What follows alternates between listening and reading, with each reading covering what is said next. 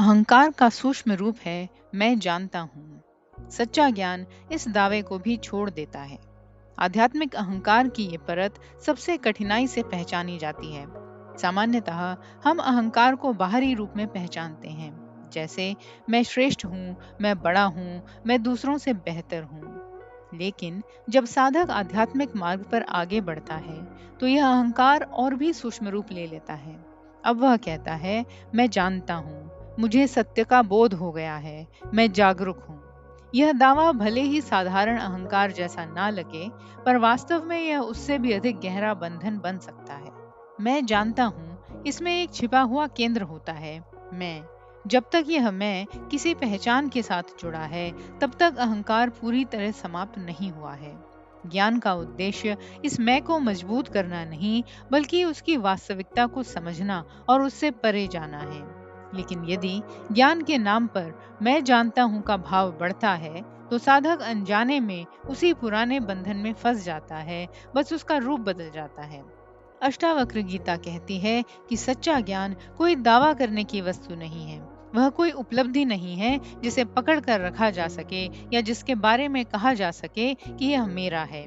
वास्तविक बोध में व्यक्ति यह देखता है कि जानने वाला मैं भी एक विचार मात्र है। जैसे ही यह स्पष्टता आती है, मैं जानता हूँ का दावा अपने आप गिरने लगता है। तब केवल जानना रह जाता है, लेकिन उसमें मैं का केंद्र नहीं होता। यह स्थिति विनम्रता की चरम अवस्था है, लेकिन यह बनावटी विनम्रता नहीं है। यह वह स्वाभाविक सरलता है जिसमें व्यक्ति को यह महसूस होता है कि वास्तव में कुछ भी मेरा नहीं है। न ज्ञान, न अनुभव, न समझ, सब कुछ एक सहज प्रवाह की तरह हो रहा है। इसलिए वह अपने ज्ञान को लेकर कोई गर्व या दावा नहीं करता। इसका एक और गहरा अर्थ यह है कि सत्य को शब्दों या विचारों में पूरी तरह बांधा नहीं जा सकता।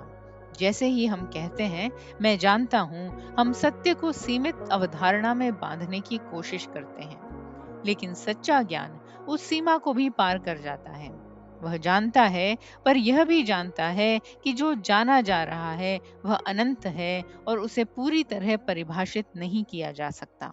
अंततः अष्टावक्र गीता हमें यह सिखाती है कि ज्ञान का अंतिम चरण न जानने की स्थिति है, जहाँ कोई दावा नहीं, कोई पहचान नहीं, केवल एक शांत जागरूक उपस्थिति है। जब मैं जानता हूँ का भाव भी समाप्त हो जाता है, तब अहंकार पूरी तरह विलीन हो जाता है और वही वास्तविक स्वतंत्रता और शुद्ध बोध की अवस्था है।